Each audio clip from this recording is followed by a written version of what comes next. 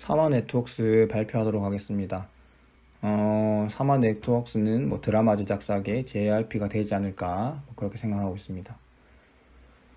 뭐 시총은 2046억이고 뭐 부채 총계 366억인데 교환사채 100억이 아마 포함되어 있지 않을까 그렇게 생각합니다. 배당은 없습니다.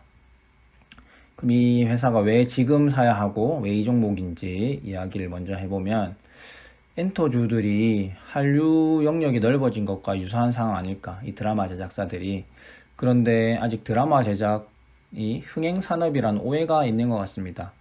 뭐 21년 4분기에 일부 제작사가 꾸준히 수익 낼 수 있는 섹터라는 것을 보여주었지만 아직 의심 중인 것으로 보이고, 한알령 피해주라고 생각하면서 뭐 중국 관련 이슈 나올 때마다 뭐 별로 안 좋은 모습을 보여주는데, 지금 상태는 없어도 그만 있으면 좋고 뭐 이런 상태가 아닐까 그렇게 생각하기 때문에 아직 의심이 하고 있는 상태일 때가 좋지 않을까 뭐 그런 생각입니다. 그리고 왜 이 종목이냐, 드라마 제작 매출 비중이 높습니다. 뭐 다른 회사들도 있긴 하지만 우리 JYP도 YG나 SM에 비해서 우리 엔터 사업 본연에만 집중하고 있지 않습니까? 그런 것처럼 우리 사마도 그런 모습을 보이는 것 같고, 안정적으로 회사를 운영하고 있고 22년 예상 PR이 가장 낮습니다. 뷰클립이라는 PCCW 회사에서 운영하는 OTT에 안정적으로 이 작품들을 공급하고 있고 나름 좋은 조건으로 공급하고 있답니다. 뭐 넷플릭스보다 좋은 조건이라서 자기들이 하고 있다고 이야기했거든요. 그리고 현재 한항령 상태인데 최신작인 지혜중이 6후에 반영되었다는 것, 그것도 긍정적이고, 다른 회사들은 방영일 할 예정이다 이렇게 되어 있는데 우리 사마는 방영의 확정입니다. 날짜까지 박혀있는 건 2개고 멘탈리스트도 다 만들었기 때문에 HBO에서 하반기에 무조건 방영할 거고, 금수저도 하반기에는 방영할 수 있지 않을까 그렇게 생각합니다. 그리고 아직 컨센이 실제 매출을 반영하고 있지 않은 것 같다 뭐 그렇게 생각합니다. 컨센이 최근에 하나 이균 애널이 먼저 880 몇 억대로 나왔다가 어제 지인의 애널이 930억인가 그렇게 나왔는데, 뭐 합쳐서 이제 방영이 이제 됐더라고요. 903억인가 뭐 900억대로 컨센이 나왔는데, 제가 계산하기로는 이것보다는 더 나오지 않을까 그렇게 생각하고 있습니다. 그래서 예전에 월렉스 같은 경우에 뭐 컨센이나 실제 매출이나 좀 비슷하게 나오지 않았습니까? 누구나 예상할 수 있는 그런 것이었고, 그리고 그만큼 결과가 나왔는데, 시장에서는 그런 것보다 다 알고 있는 게 아니라 몰랐는데 좋게 나온다? 그런 것들을 좋아하는 것 같기 때문에 아직 기회가 있지 않나, 우리 사마 네트웍스는 기회가 있지 않나 그렇게 생각하고 있습니다. 네, 그럼 비즈니스 모델 설명드리면, 드라마 사업과 매니지먼트 사업을 운영하고 있습니다. 사마 네트웍스는 국내 최초로 드라마 독립 제작사로 출발했고 30년 이상 110편 이상의 드라마를 제작한 업력이 있는 회사입니다. 그래서 20년 사업보고서 내용을 보면은 광범위한 네트워크, 그 다음에 인력풀의 전문적 아웃소싱을 통한 인적 자원 업무 제휴를 통해서 인력 확보가 뭐 용이하다 이런 내용이 있어서 이게 긍정적이지 않나 뭐 그런 생각을 해봤고, 21년에 불새랑 지혜중 방영했고 22년에는 쇼타임이랑 어게인 마이 라이프 뭐 제작 진행 중이라 적혀 있었는데, 뭐 어게인 마이 라이프는 이제 곧 방영합니다. 다음 주에. 그리고 쇼타임도 4월 말에 방영하기 때문에 다 만들어졌고, 그리고 금수저는 아마 하반기에 이것도 나오지 않을까 생각합니다. 우리 4작품이라고 했는데 한 작품은 나중에 설명할 스튜디오 아이콘 거기서 제작을 완료했습니다. 주요 계약 작가는 12명, 감독은 11명 이렇게 있다는 거 아시면 될 것 같고, 네, 여기 유명한 작가님, 감독님들을 보유하고 있습니다. 나름. 그리고 최근 10년간 방송들 이렇게 여러 작품들이 있고, 각 연도별 작품 수랑 매출, 영업이익, 시가총액 이런 걸 적어봤는데 16년이 지금 21년까지 하면은 16년도만 괜찮았거든요. 이게 방영 드라마 수도 지금 6개, 아마 7개 이렇게 될 건데 그런 것도 있었지만 함부로 애틋하게가 자체 IP 확보하면서 이런 영업이익을 가져왔습니다. 제작비가 나오긴 하는데 이 계약금이랑 비교하면은 뭔가 딱 떨어지고 하는 건 아니지만 추세를 알기 위해서 한번 적어봤습니다. 일단 16년에는 제작비보다 계약금 합이 더 높다는 거. 사실 이 계약금 합은 더 높을 겁니다. 여기 함부로 애틋하게가 안 들어가 있기 때문에 봉순이도 안 들어가 있고 이 차이가 많이 나야지 이익이 나는 것 같습니다. 계약 네. 하여튼 이렇게 계속 적자를 내다가 17년부터 20년까지 21년에 두 작품 불새랑 지혜중, 특히 지혜중 그 IP 확보하면서 네. 이 아까 앞에는 지금 6작품이었는데 영업이익 70억, 21년엔 두 작품인데 67억 이렇게 좀 나아지고 있다는 것을 확인할 수 있습니다. 이렇게 앞으로도 IP는 계속해서 직접 보유해서 할 거고 원소스 멀티 유저 전략도 활용할 예정이라고 합니다. 네, 이런 변화의 시작이기 때문에 좀 더 관심을 가져보면 좋지 않을까 그렇게 생각합니다. 그러면 이제 또 스튜디오 아이콘은 18년 10월에 신설했는데 사마 네트웍스처럼 드라마 제작하는 곳입니다. OSMU 시리얼 위해서 영화, 웹툰, 소설 각 분야 파트너를 연계한 사업을 구상을 실행할 계획이고, 그 중에 하나로 이번에 멘탈리스트 그 IP 사와가지고 우리나라에서 HBO 오리지널로 만들고 있죠. 하반기에 방영할 건데 이게 어떤 반응을 보일지 그거에 따라 또 그 가치가 또 달라지지 않을까 그렇게 생각을 해봅니다. 21년에 외출이라는 드라마도 제작했는데 이건 아주 짧은 2회분이었나? 아닌가? 하여튼 아주 짧은 드라마를 제작했던 것이 있었고, WS 엔터테인먼트는 그냥 연예 매니지먼트, 연기자 관리하는 그런 회사인데 그런 거죠. 자체 연기자 이용하려고 하는데 제할대로 잘 안 되고 있는 것 같습니다.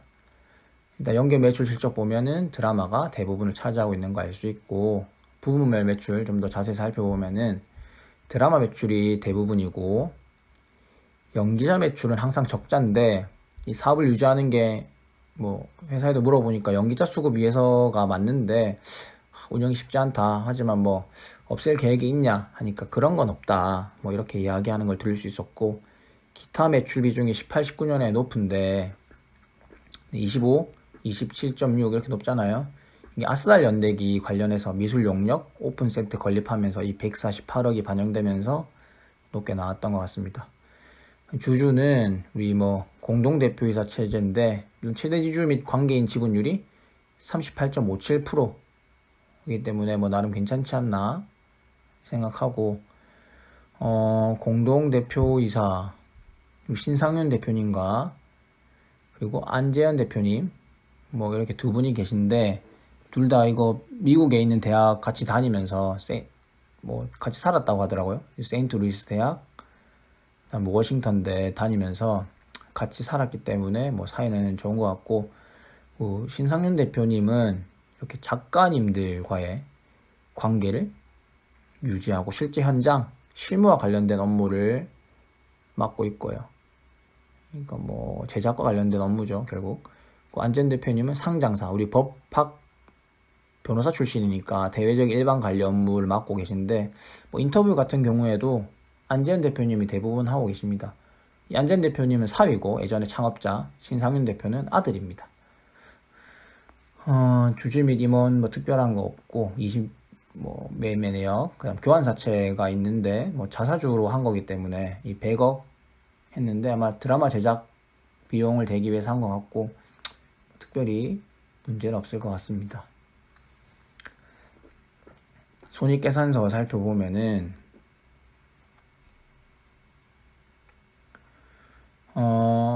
지금 16년도에 그 영업이익률이 15.4% 나오잖아요. 그리고 19년에 0.9%, 0.3. 이때 두 번 빼고는 다 대부분 적자였습니다. 그러니까 16년 15.4% 이외에 19년도 0.3% 나머지 적자고 21년도에 두 작품으로 우리 16년도 15.4였는데 21년도 20.5%까지 달성하는 모습을 보여주었습니다. 다음 재무상태표를 보면은 우리 사마는 유동비율 200% 이상, 부채비율 100% 이하 이 모두 다 조건을 만족하고 있었고 케이스트도 괜찮았고 A스토리는 부채비율이 104.8%, 페넨트는 유동비율이 102.7%, 류도 유동비율이 148.2%라는 뭐 그런 걸 보여줬었고 현금흐름표를 보면은 21년 당기 순이익이 64.08억인데 영업활동 현금흐름은 마이너스 34.54억. 그럼 왜 마이너스가 되었느냐? 좀 큰데 이게 선급금이 늘어났습니다. 드라마 제작이 늘어나면서 이 제작 인력들한테 미리 돈을 지출하잖아요. 그런데 이 OTT사들은 돈을 못 받고 뭐 그런 것처럼 선급금이 늘어난 거, 선급금 늘어나면은 영업활동 현금흐름이 마이너스가 되니까. 그리고 매출 채권, 드라마 판매로 받을 돈이 늘어나면서 영업활동 현금흐름 마이너스 폭이 좀 커지게 되었습니다. 뭐 마이너스지만 이 제작을 하고 판매가 늘어나기 때문에 나는 일어난 현상이라서 나름 뭐 괜찮지 않나 생각하고 있습니다. 이게 이 중간에 걸쳐져서 방영되는 것들이 있어서 딱 한 해 끝나는 게 아니라 그런 것들이 영향을 미치지 않나 생각합니다. 그럼 밑에 뭐 보면은 선급금 260억 증가했고 매출 주권 47억 증가한 거 사업보고서에서 확인할 수 있었습니다. 이제 투자 아이디어로 들어가 보면은 저는 이 드라마 제작사가 제2 엔터주가 될 수 있지 않을까? 뭐 그렇게 생각합니다. 여기 피지컬 앨범 수출액 보면은 17년도에 그래프가 올라간 걸 볼 수 있거든요. 뭐 딱 이것만으로 이야기를 할 수 있진 않지만 JIP를 보면은 16년에서 17년 넘어갈 때 시총이 1000억대에서 4000억대로 올라간 걸 확인할 수 있습니다. 매출도 700억대에서 1000억대. 그러면서 PUR은 25까지 올라간다. 이미 가치를 좀 더 인정받지 않았나? 뭐 그때 뭐 어떤 그룹이나 이런 사정이 있을 수도 있는데 뭐 저는 이 사마가 이런 모습을 보여주지 않을까. 지금 2000억대 급등하면서 2000억대 올라오긴 했는데 21년에도 관심을 받으면서 1300억, 1300억대. 근데 PUR 25 JYP가 받았던 것처럼 지금 PUR이 8.1밖에 안 되는데 좀 더 인정받을 수 있지 않나? 저만큼 아니더라도 일단 그렇게 생각하고 있습니다.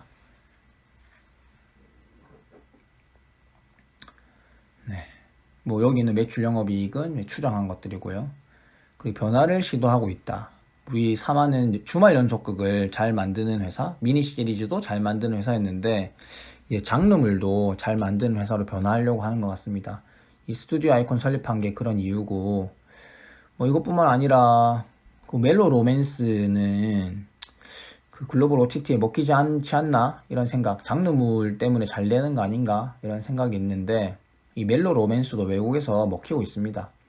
우리 비영어권 인기 TV 시리즈에 국내 컨텐츠 6개가 포함되면서 K 컨텐츠 저력을 뽐내고 있는데 이게 K-로코 이런 선전이 두드러진다고 하고 있습니다.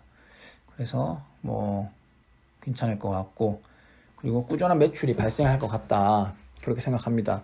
뭐 4분기 매출을 통해서 이 실적 추정이 좀 가능하지 않을까 생각하는데 275.35억이 나왔고, 이 중에 SBS는 계약금이 나오기 때문에 13회분이 72.8억입니다. 그리고 이 나머지 뷰클립, 코퍼스, 쿠팡 13회분이 반영되는데, 이 각각은 얼마인지 모르겠지만 합치면 202.5억이라고 생각하고, 그럼 SBS에서 얼마를 곱하면은 202.5억이 나오느냐 해봤습니다. 왜냐면 우리 그 리쿰률은 뭐 비슷하지 않을까 회사마다 생각해서 곱해서 계산해 보면은 2.7822가 나옵니다. 그러면 2.7822가 나오게 되고, 그럼 22년 1분기를 추정해 보면 나머지가 3회분이 남아 있거든요. 그 3회분 16.8억. 그럼 여기다가 2.7822를 곱하면은 46.7억이 나온다고 생각합니다. 그러면 두 개 더하면 16.8억, 46.7억에다가 6후 그 10% 이상 매출액 29.29억 보수적으로 잡았는데, 그러면 92.79억 나오잖아요. 그런데 주담한테 통화해보니까 함부로 애틋하게가 16년에 2억 8천에 1회당 팔렸거든요. 근데 그것보다 제작비가 올랐기 때문에 더 비싸게 팔리지 않았냐 하니까 뭐 그렇지 않을까? 뭐 확답은 아니었지만 이야기해줘서 그 정도 수준으로 딱 잡아서 해보면은 44.8억, 그러면은 합치게 되면 108.3억은 나오지 않을까 1분기에.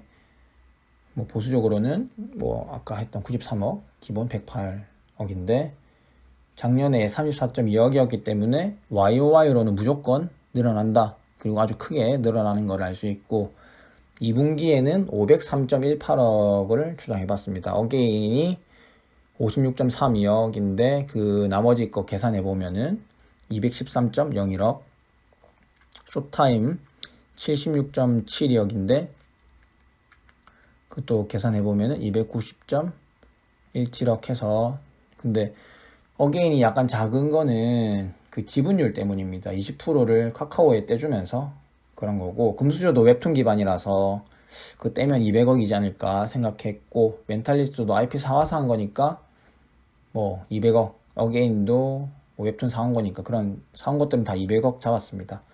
그래서 총 매출 보수적으로 996억 그거죠. 그거 함부로 애틋하게 진짜 작게 잡아서 지혜중 중국 팔린 거 그거 뭐 기본 잡으면 1011억, 전 1011억 나오지 않을까 그렇게 생각하고, 컨센은 이기훈 애널이 883억, 지인 애널이 최근에 어제 960억 이렇게 이야기했었는데, 컨센 합치니까 이제 908억이 나왔습니다. 뭐 보수적인 것만 해도 908억보다 높게 나오는 거 알 수 있죠. 그런데 판권 두 개가 팔리 60억, 아까 뭐 6후 30억 정도에 팔린다 생각하면 이거 보수적이죠. 하면은 1071억 나오지 않을까. 이거는 그겁니다.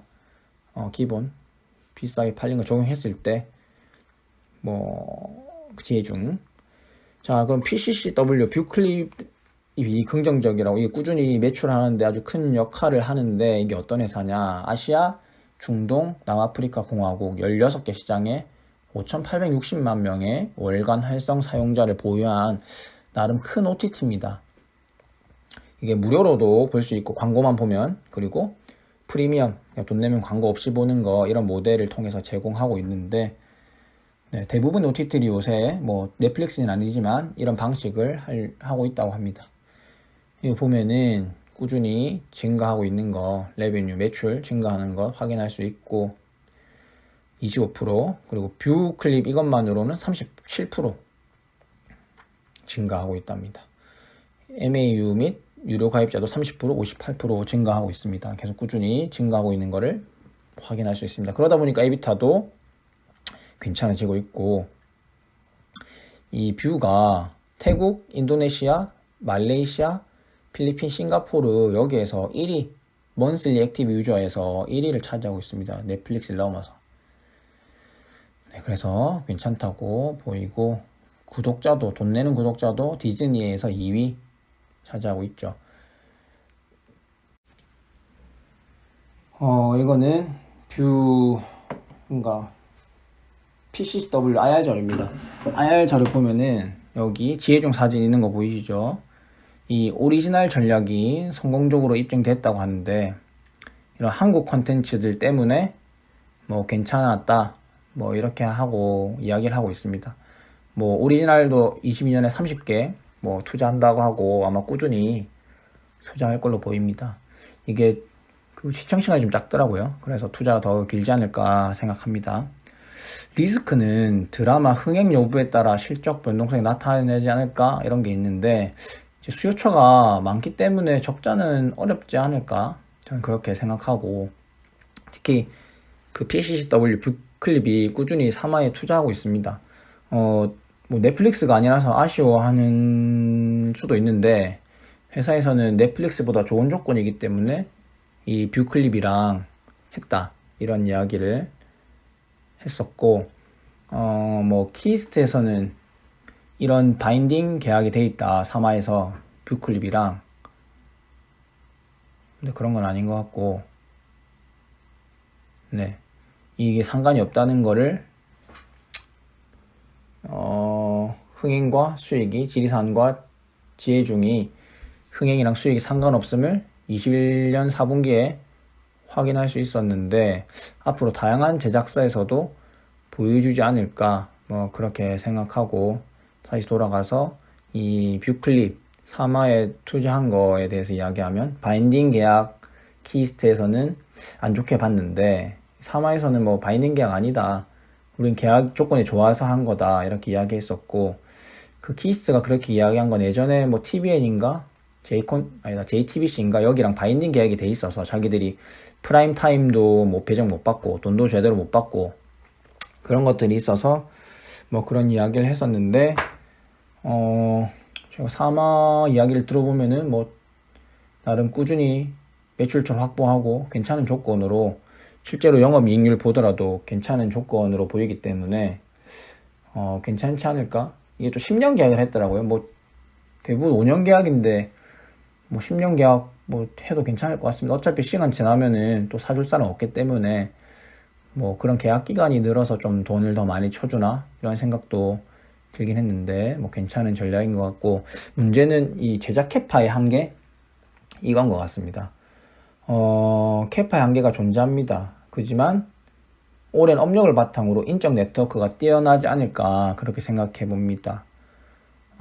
그 산업이 발달하면 그 드라마 제작 인력도 늘어나지 않을까 생각하기 때문에 뭐 그런 건 있는데, 회사에서 제가 그 현재 캐파가 5개고 더 늘어날 수 있냐 하니까 그냥 인력 문제가 심하다, 뭐 확실히 뭐 계획을 가지고 있냐 해도 뭐 아직 특별한 계획은 없다, 뭐 회사를 인수할 계획이 있냐 그거 모른다, 뭐 대봐야 안다, 뭐 이렇게 이야기는 했었는데, 사실 회사가 또 보수적으로 운영하기 때문에 그런 회사를 인수하는 것 이런 것들이 적극적일까 이런 싶기도 하고, 캐파를 늘리는 게 쉬울까? 뭐 그리고 회사에서는 경쟁이 좀 치열하다, 지금 드라마 제작사들이 많이 만들려고 하다 보니까 그런 캐파를 늘리는 게 어렵다, 뭐 이런 이야기들이 있었는데,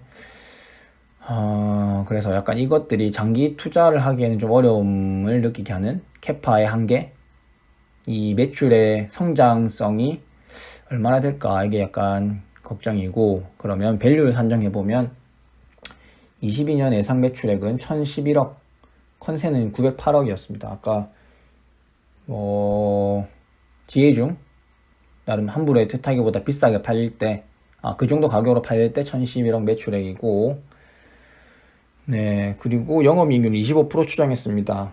21년에 영업이익률 연간 20.5% 나왔고, 우리 지혜중이 매출 반영된 21년 4분기에 32.5% 나왔는데, 뭐 22년에 다 IP 확보한 거기 때문에 충분히 25% 나오지 않을까 생각했습니다. 뭐 컨센은 16.4%긴 한데 25% 나올 수 있지 않을까 저는 한번 추정을 해봤고, 그럼 예상 영업이익이 252.75억이 나옵니다. 뭐 컨센은 150억 정도 되고요. 그럼 당기순이익이 197.15억 나오면 법인세율이 뭐 이 단계에서는 20%인데 22% 적용해보니까 당기순이익률이 19.5%, 21년과 동일하게 나오더라고요. 그러면 이 영업이익률이 제가 25% 추정했지만 뭐 20% 이상 나올 걸로 보고, 자체 IP를 판매한 그 16년도 최고 PER이 19.4였거든요. 그래서 저는 멀티플 20으로 적용해봤습니다. 그러면은 목표 시가총액이 3,940억인데 이거는 좀 무리가 있을 것 같은 생각이 들어서 보수적으로 3,000억 잡았습니다. 그래서 1차 목표가는 3,000억인 6,900원, 2차 목표가는 시가총액 3,900억인 9,000원 이렇게 한번 주장해 보았습니다. 피어그룹 비교해 보면은 여기 다양한 회사들이 있는데 PER로 사마네트웍스가 15.98로 가장 낮았고, 그 다음에 펜엔터가 16.01, 그 다음에 레몽레인 순서였습니다. 이제 2,000억대로 올라왔는데 사마네트웍스가 최근에 급등하면서 지금 펜엔터가 1,400억대거든요. 예전에 레몽레인 그 애니 플러스 발표할 때 900억대였는데 1,400억대로 올라왔습니다 벌써. 그래서 펜엔터도 좀 한번 살펴볼까. 레몽레인도 그렇긴 하지만 일단 저는 드라마 매출 비중이 높은 에이스토리, 레몽레인, 초록뱀 아니고 사마, 키스트, 펜엔터 이 정도 대부분 관심이 있네요. 더 살펴볼까 싶고, 주담 통화 내용은 밑에 나와 있는데 드라마 제작 관련 산업에서 나름 조금 도움이 되는 내용도 있기 때문에 한번 읽어보시면 좋을 것 같습니다. 이상입니다. 감사합니다.